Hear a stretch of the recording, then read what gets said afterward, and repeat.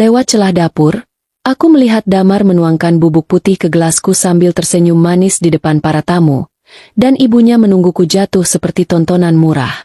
Mereka pikir malam itu aku mangsa yang siap dilumpuhkan, padahal sejak gelas itu kutukar, kuasa mereka sedang patah di tanganku. Sebelum mulai, tulis di kolom komentar dari kota atau negara mana kalian saat ini menonton. Jangan lupa like, subscribe, dan aktifkan lonceng. Semoga hari kalian penuh keberkahan dan segala urusan dipermudah. Rumah itu selalu terdengar sopan dari luar. Bunyi air mancur kecil di taman depan, suara sandal tamu yang berhenti rapi di teras, tawa yang dipelankan agar tidak terdengar norak. Dari jalan, rumah keluarga Damar tampak seperti rumah orang-orang terhormat yang tahu cara hidup dengan anggun. Pagar hitamnya tinggi, lampu dindingnya hangat, dan jendela-jendelanya selalu bersih seperti tak pernah disentuh tangan yang panik. Tetapi Alia tahu, rumah yang paling rapi seringkali menyimpan kekerasan yang paling pandai menyamar. 8 tahun ia tinggal di sana sebagai istri Damar. 8 tahun pula ia belajar bahwa di rumah itu, rasa hormat bukan sesuatu yang tumbuh dari kasih, melainkan dari ketakutan. Yang paling berhak bicara adalah yang paling keras menguasai ruangan, dan yang paling mudah dihina adalah yang memilih tenang. Miranti, ibu mertua Alia, tak pernah membutuhkan suara tinggi untuk membuat orang lain mengecil. Ia cukup memiringkan kepala sedikit, cukup menatap dari atas sampai bawah, cukup menyentuh cangkir tehnya sambil berkata dengan nada datar yang justru terdengar lebih tajam dari makian. Dudukmu tegak sedikit. Orang bisa mengira kamu dibesarkan tanpa tata krama. Atur ekspresimu. Wajah sedih di meja makan itu tidak enak dilihat. Kalau belum bisa memberi cucu, setidaknya jangan menambah beban anak saya. Setiap kalimat keluar tanpa emosi berlebihan. Itulah yang membuatnya lebih menyakitkan. Tidak ada ledakan, jadi tak ada jejak yang bisa dibuktikan. Tidak ada bentakan, jadi siapapun yang mendengar dari luar akan berkata Alia terlalu sensitif. Dan Damar, laki-laki yang dulu datang dengan janji dan tangan hangat itu, selalu punya cara paling rapi untuk lari dari tanggung jawab. Dulu, di tahun-tahun pertama, ia masih mau berbisik pelan saat Alia menahan air mata di kamar. Sudahlah, Mama memang begitu. Atau, jangan dimasukkan hati. Namun waktu mengikis semuanya. Kalimat-kalimat itu berubah menjadi helaan napas, lalu menjadi gangguan, lalu menjadi tuduhan. Aku capek. Jangan mulai. Kamu selalu bikin suasana berat. Pada akhirnya, Alia paham. Damar tidak pernah benar-benar berada di tengah. Ia hanya berdiri di tempat yang paling aman untuk dirinya sendiri. Pagi-pagi di rumah itu selalu dimulai sebelum matahari benar-benar naik. Alia turun duluan, membuka gorden, menyalakan lampu dapur, dan mengikat rambutnya sambil mendengarkan rumah itu bangun sedikit demi sedikit. Suara kulkas dibuka. Bunyi panci menyentuh kompor. Ketukan pisau di talenan. Air mendidih. Lalu langkah Miranti, selalu teratur, selalu mantap. Seolah lantai rumah itu miliknya sampai ke suara paling kecil. Alia tahu kopi Damar harus hitam, tanpa gula, tanpa busa berlebihan. Miranti suka teh melati ringan dalam cangkir tipis dengan tatakan porselen putih. Kalau ada keluarga datang, sendok dessert harus jenis yang mengilap, bukan yang biasa dipakai harian. Serbet kain harus dilipat segitiga, bukan persegi. Mungkin terdengar kecil, tapi di rumah itu, penghinaan tidak datang lewat hal besar. Ia menetes lewat detail. Suatu pagi, saat Alia baru saja meletakkan semangkuk potongan pepaya di meja, Miranti berhenti di kursinya, lalu menyentuh ujung serbet dengan 2 jari. Ini miring. Alia cepat membetulkan. Maaf, Bu. Miranti duduk perlahan. Kamu ini aneh. Hal sekecil ini saja masih salah. Damar duduk di ujung meja, menyalakan layar ponselnya, lalu menyeruput kopi tanpa melihat siapapun. Alia berdiri beberapa detik lebih lama dari yang seharusnya. Ia ingin sekali bertanya, sekecil apapun, kenapa semua yang ia lakukan selalu salah. Tapi seperti biasa, pertanyaan itu ditelannya bersama ludah yang pahit. Tekanan tak berhenti di meja makan. Ia mengikuti Alia ke ruang keluarga, ke tangga, ke kamar tidur. Dalam acara keluarga, Miranti paling senang melempar kalimat-kalimatnya saat ada penonton. Suatu siang, ketika dua saudara Damar datang makan bersama, Miranti memanggil Alia yang sedang membawa teh. "Kemari." Alia mendekat dengan nampan di tangan. Miranti menatap blus biru muda yang dipakainya, lalu tersenyum tipis. "Kamu belum sempat ganti." Alia menunduk sedikit. "Ini bersih, Bu." Miranti mengangkat alis. "Bersih itu belum tentu pantas. Yang datang hari ini bukan ibu-ibu arisan." Tawa kecil terdengar dari ujung meja. Tidak keras. Justru itulah yang membuatnya lebih menghina. Semua orang mendengar, tapi tak seorang pun merasa perlu menghentikan. Alia menoleh sekilas ke arah Damar. Ia bahkan tidak mengangkat kepala. Malam harinya, ketika kamar mereka remang dan suara televisi dari ruang bawah tinggal dengung samar, Alia berdiri di depan lemari sementara Damar melepas kancing mansetnya. "Kamu dengar tadi?" tanya Alia. Damar menatap cermin, bukan dirinya. "Apa lagi?" "Ucapan Mama." Damar mengembuskan napas panjang seperti sedang menghadapi masalah yang melelahkan. "Alia, aku cuma tanya, kamu dengar atau tidak?" "Aku dengar. Tapi kamu juga nggak usah setiap hal dibesar-besarkan." Alia menoleh cepat. "Itu memalukan." "Yang bikin capek bukan Mama," potong Damar. "Yang bikin capek kamu. Semua harus dibahas. Semua harus masuk hati. Jadi aku salah karena merasa dihina." Damar meletakkan mansetnya lebih keras dari biasa. "Kamu salah karena selalu mencari alasan supaya aku merasa bersalah." Kalimat itu jatuh datar, namun cukup untuk membuat ruangan terasa lebih dingin.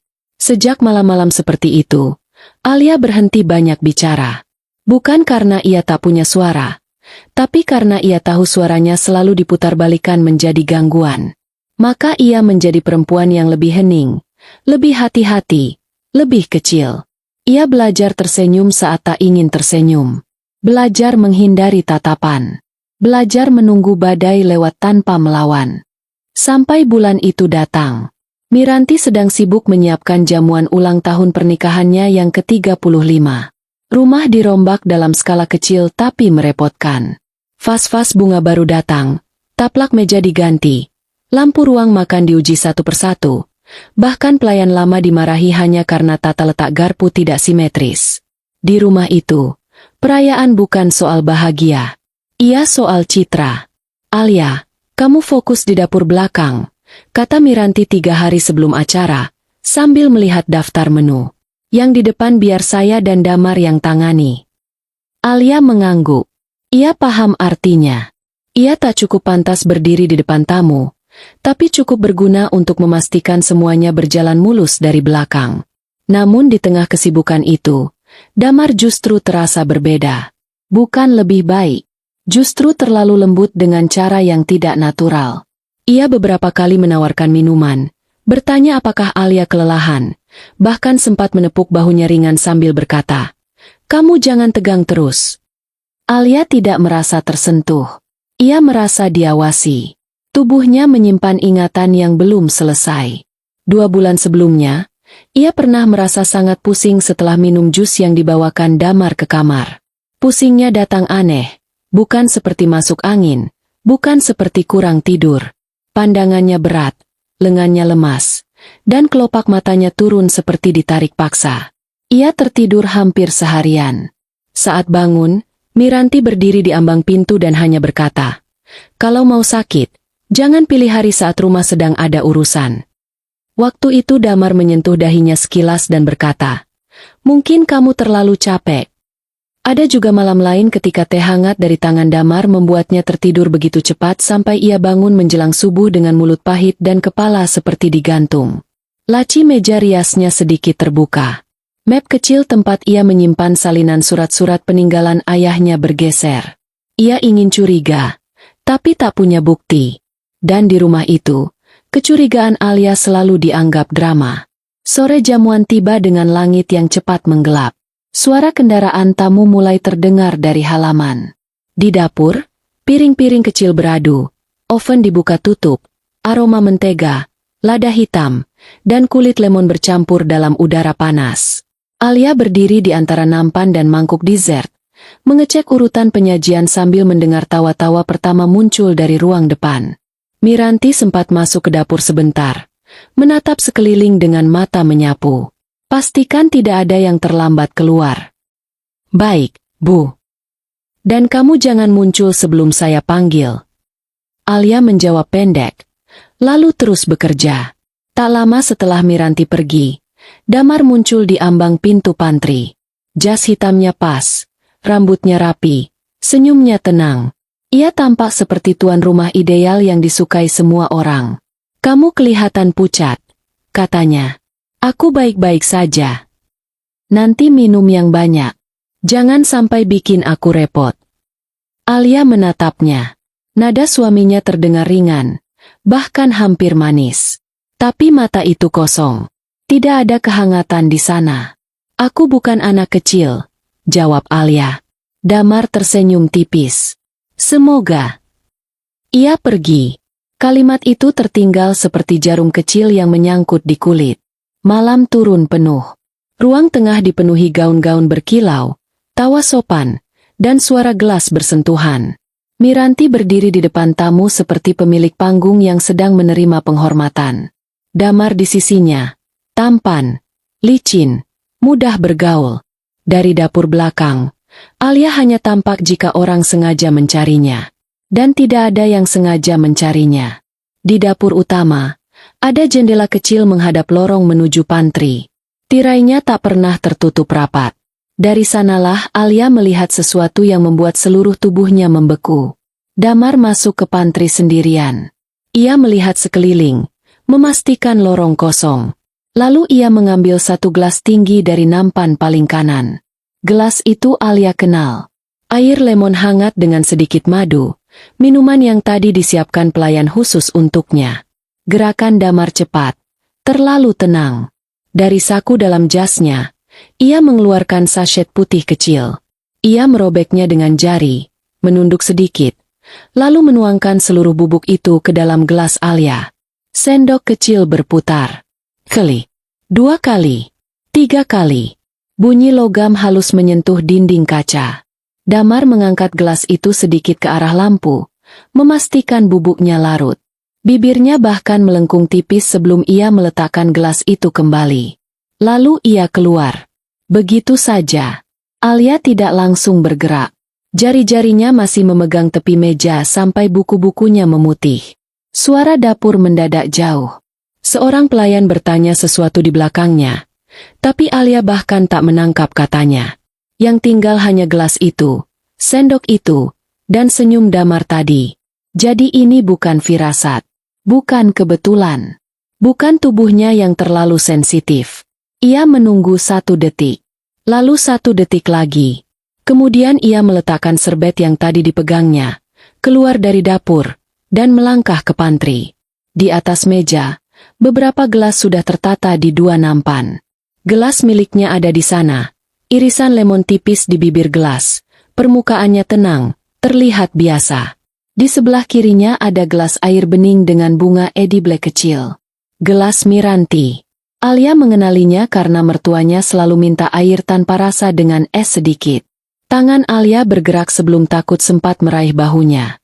Ia menukar kedua gelas itu. Tidak ada bunyi. Tidak ada ragu. Hanya satu perpindahan kecil yang begitu sederhana, namun cukup untuk membalik malam. Ia merapikan posisi keduanya agar tak tampak berubah, lalu mundur selangkah. Jantungnya menghantam begitu keras sampai tenggorokannya bergetar. Namun wajahnya tetap tenang. Ia kembali ke dapur tepat saat seorang pelayan masuk mengambil nampan. Alia berdiri di balik pintu, melihat melalui celah sempit. Nampan dibawa keluar. Tamu-tamu tertawa. Miranti menerima gelas lebih dulu. Damar sedang bicara dengan seorang pria tua, tersenyum, mengangguk, mengangkat dagu. Lalu matanya bergerak sekilas, menangkap gelas di tangan ibunya. Wajahnya langsung kehilangan warna. Ia berhenti bicara di tengah kalimat. Kepalanya berputar cepat, ke nampan, ke pantry, lalu ke arah dapur. Tatapannya bertemu Alia. Alia tidak bergerak. Detik itu panjang. Sunyi di antara keramaian. Miranti mengangkat gelas ke bibir. Damar melesat. Ia menabrak bahu tamu lain, menggumamkan permisi yang patah, lalu menyambar gelas itu dari tangan ibunya terlalu keras. Brak! Gelas kristal pecah di lantai. Air menyebar tipis bersama serpihan kaca dan bunga kecil yang menempel di marmer. Musik masih mengalun, tapi seluruh ruangan mendadak diam. Damar! Suara Miranti tajam, penuh malu dan marah. Beberapa tamu menoleh bersamaan. Seorang perempuan menutup mulut. Seorang pria tua mengerutkan dahi. Ada yang berbisik, ada yang pura-pura melihat ke arah lain tapi tetap memperhatikan. Damar berdiri kaku di antara serpihan itu. Napasnya tidak rata, wajahnya pucat. Sedikit darah muncul di telapak tangannya. Tapi matanya tetap mencari Alia. Hati-hati, pecahannya, kata Alia sambil melangkah mendekat. Suaranya tenang. Itu justru membuat suasana makin janggal. Apa yang kamu lakukan? Tanya Miranti lagi. Gelasnya licin, jawab Damar cepat. Licin. Miranti menatap lantai, lalu menatap anaknya. Kamu pikir saya tidak lihat? Bisik-bisik makin tebal. Alia menoleh ke arah pelayan yang membawa lap, lalu berkata pelan, cukup jelas untuk didengar orang-orang terdekat. Mungkin suami saya terlalu khawatir kalau ada minuman yang salah diminum. Kalimat itu membuat udara di ruangan seperti tersangkut. Damar menatapnya. Jangan mulai. Alia menatap balik. Mulai apa? Tidak ada yang tertawa. Tidak ada yang bergerak. Semua orang ingin tahu, tapi tak berani bertanya. Miranti menarik napas panjang. Sudah, bersihkan ini. Sisa malam berjalan pincang. Musik masih ada. Makanan tetap keluar. Kue tetap dipotong. Namun pesta itu tak pernah pulih. Wajah Damar terlalu pucat. Senyum Miranti terlalu kaku. Dan Alia, untuk pertama kalinya dalam bertahun-tahun, tidak merasa sebagai orang paling lemah di ruangan. Begitu tamu terakhir pulang dan suara mobil menjauh dari halaman, rumah itu kembali sunyi. Pelayan membersihkan pecahan terakhir. Lilin-lilin di ruang makan dipadamkan satu persatu. Alia baru saja masuk kamar saat pintunya dibuka keras. Damar berdiri di sana. Kamu yang tukar gelas itu? Ia tidak bertanya. Ia menuduh. Alia duduk di depan meja rias, melepas antingnya satu sisi. Kalau iya. Rahang Damar menegang. Kamu sadar apa yang bisa terjadi? Alia menatap bayangannya di cermin, lalu menoleh perlahan. Kamu sadar apa yang hampir kamu lakukan? Kamu tidak tahu itu apa? Kalau begitu, kenapa kamu panik saat ibu kamu yang pegang? Damar melangkah mendekat. Aku cuma mau kamu tenang. Dengan membuat aku linglung? Tertidur? Tidak sadar. Aku melakukan yang perlu. Kalimat itu keluar datar. Seolah tak ada garis yang ia langgar. Alia berdiri. Kursi kecil di depannya bergeser pelan. Sudah berapa kali? Tanyanya. Damar diam. Jus? Teh? Minuman mana lagi yang kamu pakai? Alia. Jangan mengada-ada. Aku lihat sendiri. Damar mengusap wajahnya kasar. Kamu makin susah diatur. Semua hal kamu curigai. Semua hal kamu simpan sendiri. Aku cuma. Pintu terbuka lagi. Miranti masuk tanpa mengetuk. Kalian mau membuat satu rumah dengar. Suaranya rendah, tapi tajam. Ibu hampir minum racun dari anak ibu sendiri, kata Alia. Jaga bicaramu. Kenapa? Takut terdengar. Miranti menatap Damar cepat. Lalu kembali ke Alia. Kamu tidak tahu konteksnya. Alia tertawa pendek. Konteks apa yang membenarkan suami mencampur bubuk ke gelas istrinya? Miranti melangkah lebih dekat. Kamu akhir-akhir ini terlalu banyak tahu. Kalimat itu menggantung. Alia menyipit. Tentang apa? Dokumen. Miranti menekankan kata itu. Perusahaan. Aset. Surat-surat lama. Hal-hal yang bukan urusanmu. Tenggorokan Alia mendadak kering. Potongan-potongan kecil yang selama ini berserakan tiba-tiba bergerak ke tempatnya sendiri. Laci meja yang beberapa kali sedikit terbuka. Pertanyaan Damar soal kotak dokumen peninggalan ayah Alia. Pelayan yang disuruh membongkar gudang dengan alasan cari taplak lama. Dan kini, ini, jadi bukan sekadar ingin mempermalukannya. Mereka ingin mengambil sesuatu. Sesuatu dari ayahnya. Sesuatu yang begitu penting sampai mereka rela melumpuhkannya. Ayahmu dulu terlalu lembut, kata Miranti. Suaranya lebih pelan sekarang.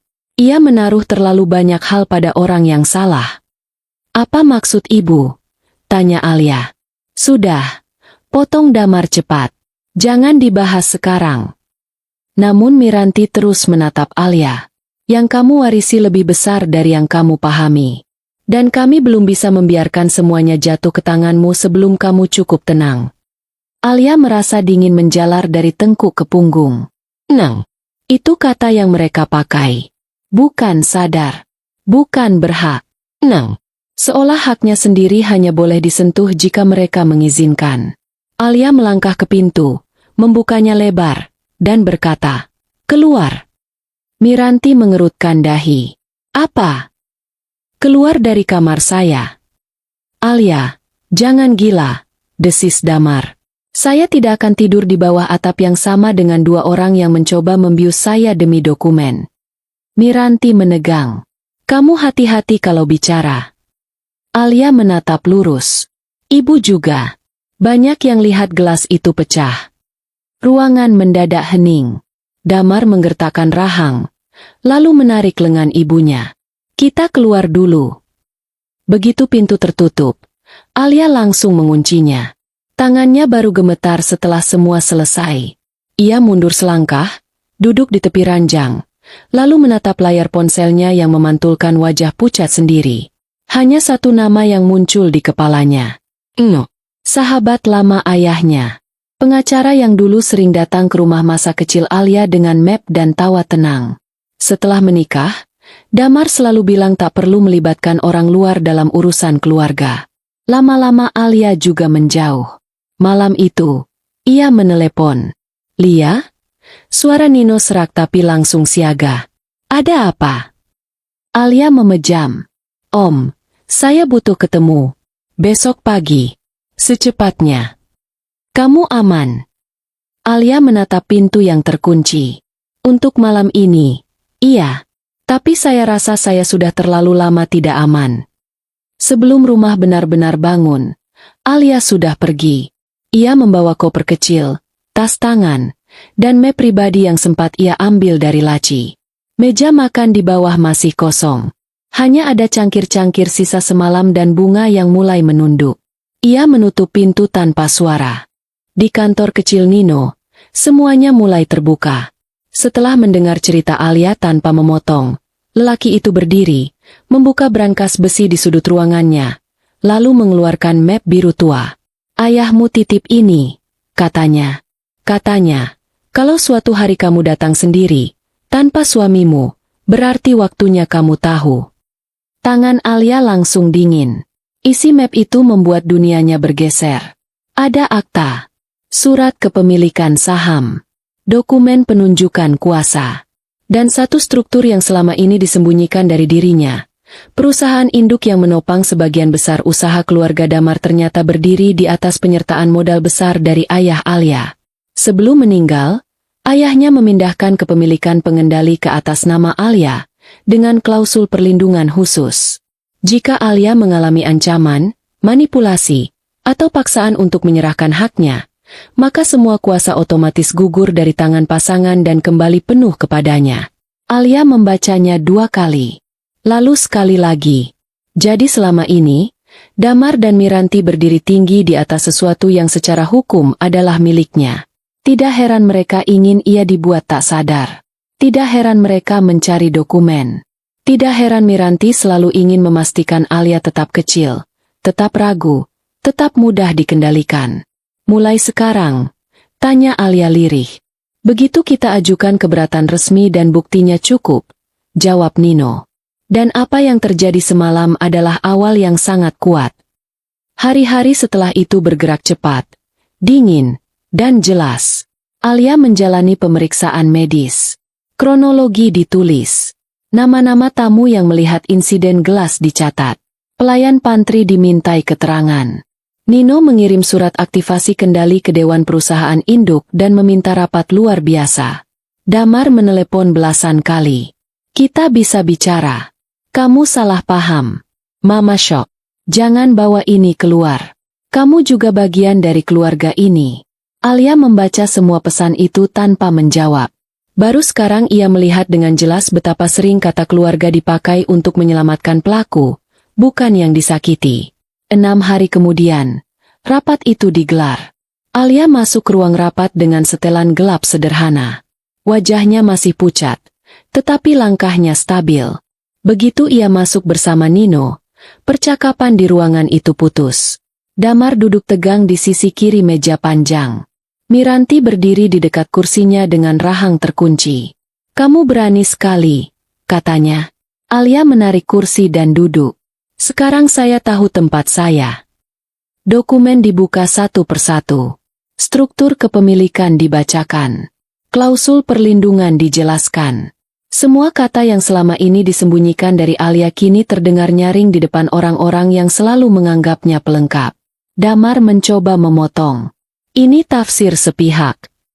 Nino memandangnya datar. Kalau begitu jelaskan kenapa Anda memecahkan gelas dari tangan ibu Anda sendiri dengan reaksi seperti orang yang tahu isinya salah sasaran. Ruangan membeku.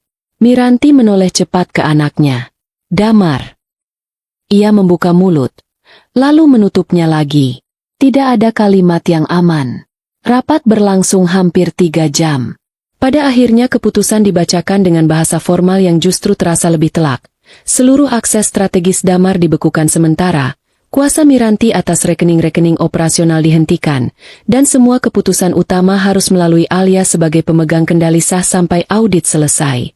Bukan suara yang menghancurkan mereka, melainkan stempel, tanda tangan, dan berita acara resmi.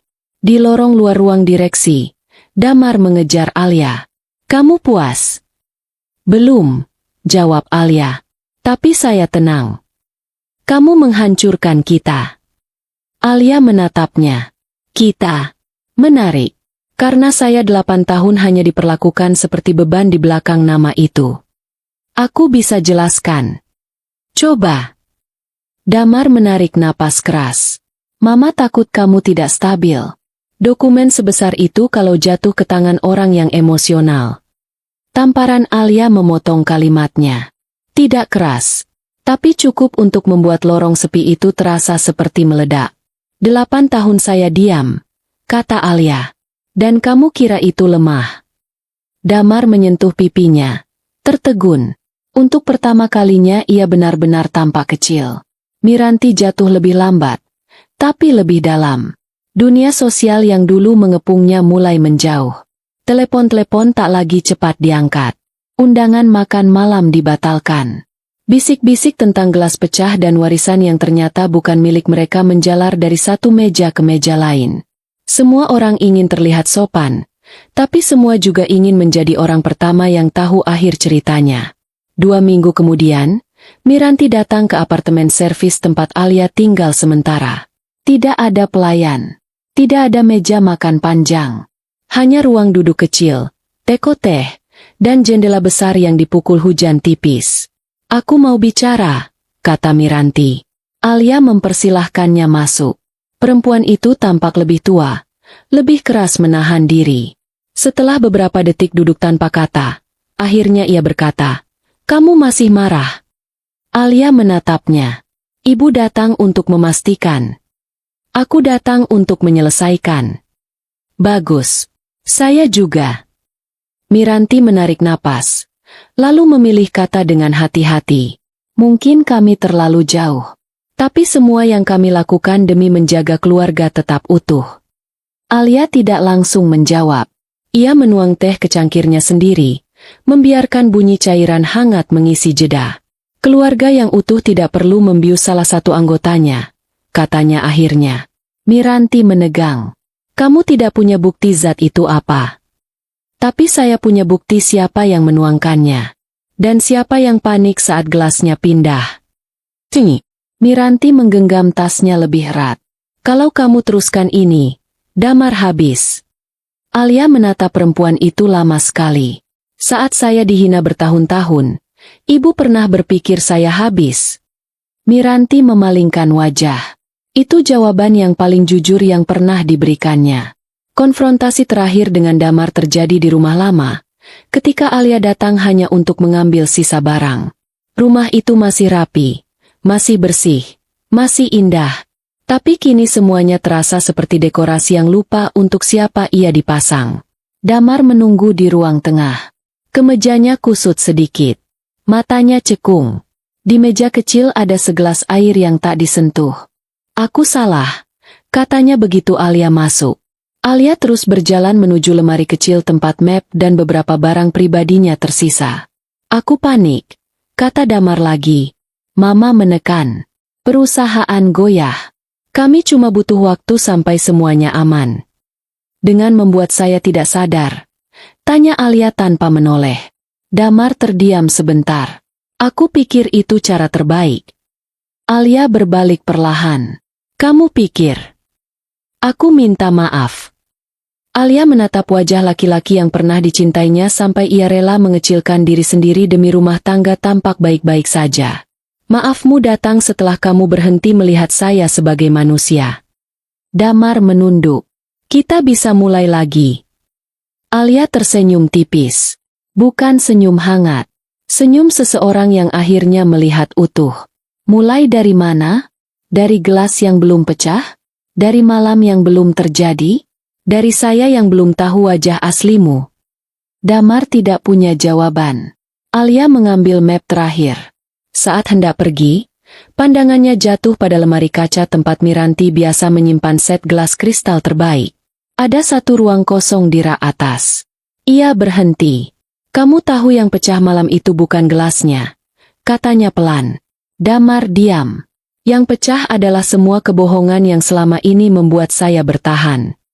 Alia pergi tanpa menoleh lagi. Hidup barunya tidak langsung mudah. Tapi untuk pertama kalinya, ia jujur. Apartemen kecilnya tidak semewah rumah lama. Balkonnya sempit. Dapurnya hanya cukup untuk 2 orang berdiri. Tidak ada lampu gantung megah. Tidak ada ruang makan panjang. Namun di tempat itu, Alia bisa menarik napas tanpa merasa diawasi. Ia bisa menaruh cangkir di meja tanpa takut dikoreksi. Ia bisa tidur tanpa bertanya minuman apa yang baru saja masuk ke tubuhnya. Di perusahaan, ia tidak membalas dengan kebengisan. Ia memilih sesuatu yang lebih telak, ketegasan yang tenang. Ia membaca laporan, menutup celah permainan lama, mengganti orang-orang yang terlalu lama hidup dari nama besar tapi buta pada etika. Ia tak mempermalukan siapapun di depan umum. Ia hanya memastikan semua berjalan bersih. Orang-orang mulai melihatnya dengan cara yang berbeda. Bukan lagi menantu pendiam yang mudah diabaikan. Melainkan perempuan yang selama ini terlihat lemah hanya karena terlalu lama menahan diri. Beberapa bulan kemudian, pada malam yang basah oleh hujan tipis, Alia duduk di balkon apartemennya dengan secangkir teh hangat. Kota berpendar di bawah. Dari dapur kecilnya, aroma melati masih tertinggal tipis. Tidak ada suara Miranti. Tidak ada langkah Damar. Tidak ada tatapan yang mengatur cara ia duduk. Ia menatap uap yang naik dari cangkirnya. Dulu ia mengira ancaman terbesar adalah ditinggalkan. Kini ia tahu, yang paling berbahaya justru tinggal terlalu lama di tempat yang membuat seseorang meragukan nalurinya sendiri. Lewat celah jendela dapur, hidupnya pernah terbuka seperti luka. Tapi dari luka itu pula, ia akhirnya melihat semuanya dengan terang. Siapa yang berbahaya? Siapa yang palsu? Dan siapa dirinya sebenarnya? Alia menyeruput tehnya perlahan. Nang. Ia tidak tersenyum karena mereka jatuh. Ia tersenyum karena akhirnya, tidak ada lagi yang bisa mencampur apapun ke dalam hidupnya tanpa sepengetahuannya. Dan setelah semua penghinaan, pengkhianatan, penyesalan terlambat, serta rumah yang terlalu lama memaksanya diam, Kebebasan itu terasa lebih mewah daripada apapun yang pernah mereka sebut kehormatan.